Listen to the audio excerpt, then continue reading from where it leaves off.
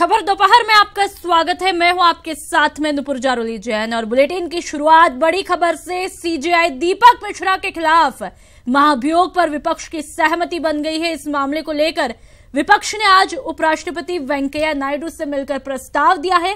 उपराष्ट्रपति से मुलाकात के बाद राज्यसभा में विपक्ष के नेता गुलाम नबी आजाद ने कहा कि सीजेआई के खिलाफ महाभियोग प्रस्ताव पर 71 सांसदों ने हस्ताक्षर किए हैं। आपको ये भी बता दें कि गुरुवार को सुप्रीम कोर्ट ने जस्टिस लोया मौत केस में एसआईटी जांच वाली याचिका को खारिज किया था, जिसके बाद में कांग्रेस और बीजेपी में वार पलटवार का दौर शुरू हो गया था। सीजेआई के खिलाफ महाभियोग पर सहमति। We the political parties on behalf of 7 political parties in Rajya Sabha who have signed the motion and also on behalf of the ones who have not signed the motion, we met Honorable Chairman at his residence today at 12 noon. We were with him for about 40 minutes. So we have moved a motion for impeachment for the removal of Chief Justice of India. और इधर supreme court में भी महाभियोग प्रस्ताव की चर्चा के बाद सभी जजों की बैठक बुलाई गई है, जिसमें वर्तमान हालातों पर चर्चा की जाएगी।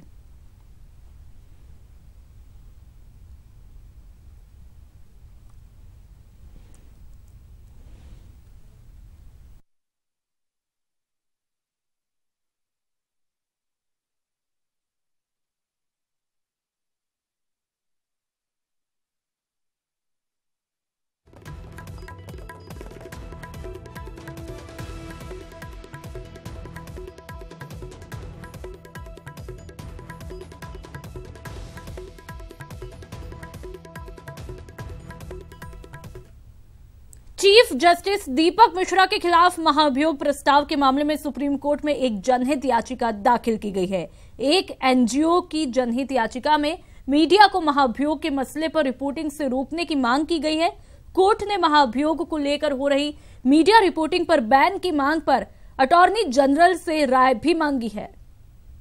और हाईकोर्ट जजेस के खिलाफ जो महाअभियोग चलाया जाता है वो सदन में चलाया जाता है, पार्लियामेंट में चलाया जाता है और पार्लियामेंट के फ्लोर पे ही इसका बयान और इसके ऊपर डिस्कशन हो, ये हमारा कहना है। ये जो महाअभियोग पार्लियामेंट में लाने के पहले जो मीडिया में छा जाता है और उसके ऊपर जो टिप्पणी हो जाती है वो आपत्तिजनक है और ये टिप्पणी जो होती है वो न्याय व्यवस्था के स्वतंत्रता के खिलाफ है, उसके ऊपर दबाव डालने का एक प्रयास है, ऐसा हमारा मानना है। इसलिए हमने ये जनहितार्थ याचिका आज सुप्रीम कोर्ट में दाखिल की है और उसमें अटॉर्नी जनरल साहब को नोटिस भी निकाला है सुप्रीम कोर्ट।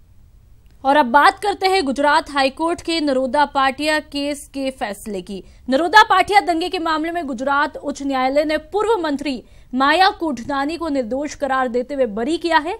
उच्च न्यायालय ने कोठनानी समेत 15 लोगों को बरी किया है और उच्च न्यायालय ने फैसला सुनाते हुए कहा कि माया कोठनानी की वारदात वाली जगह पर मौजूदगी साबित ही नहीं हुई है। हालांकि बजरंग दल के पूर्व नेता बाबू बजरंगी को दोषी करार देते हुए उच्च न्यायालय ने 21 साल जेल की सजा सुनाई है।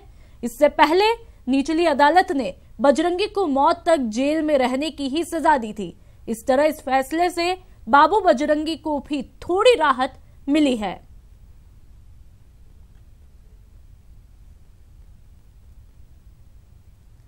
आइए जानते हैं क्या गुजरात का नरोदा पाटिया मामला है।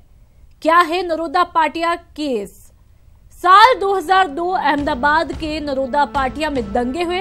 दंगों में 97 लोगों की मौत हो गई थी, जबकि हिंसा में 33 लोग घायल हुए थे। अगस्त 2012 में एसआईटी मामलों की स्पेशल कोर्ट ने दोषियों को सजा सुनाई। बीजेपी के पूर्व मंत्री माया कोठनानी और बजरंग दल के नेता बाबू बजरंगी समेत 32 दोषियों को सजा सुनाई गई थी। माया कोठनानी को 28 साल की सजा और बाबू बजरंगी को उम्र कैद की सजा सुनाई थी। 7 अन्य को 21 साल का आजीवन कारावास और शेष अन्य को 14 साल का साधारण आजीवन कारावास सबूतों के अभाव में 29 आरोपियों को बरी किया था और दोषियों ने निचली अदालत के आदेश को हाईकोर्ट में चुनौती दी थी, जबकि एसआईटी ने 29 लोगों को बरी किए जाने के फैसले को हाईकोर्ट में चुनौती दी। नरोदा पाटिया केस में हाईकोर्ट ने अपना चुकादा दिया।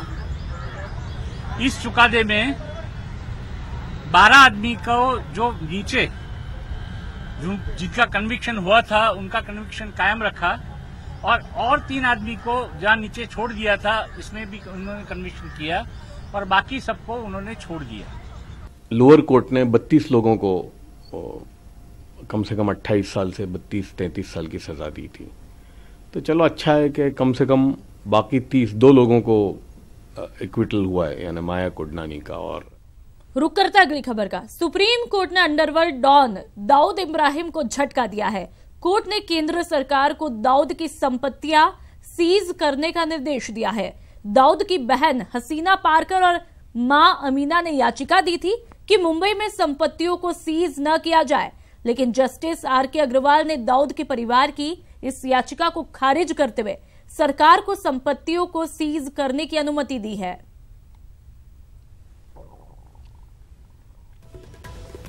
अंडरवर्ल्ड डॉन दाऊद को सुप्रीम झटका, दाऊद की संपत्तियां सीज की जाए, सुप्रीम कोर्ट ने कहा और सुप्रीम कोर्ट ने केंद्र सरकार को निर्देश दिए।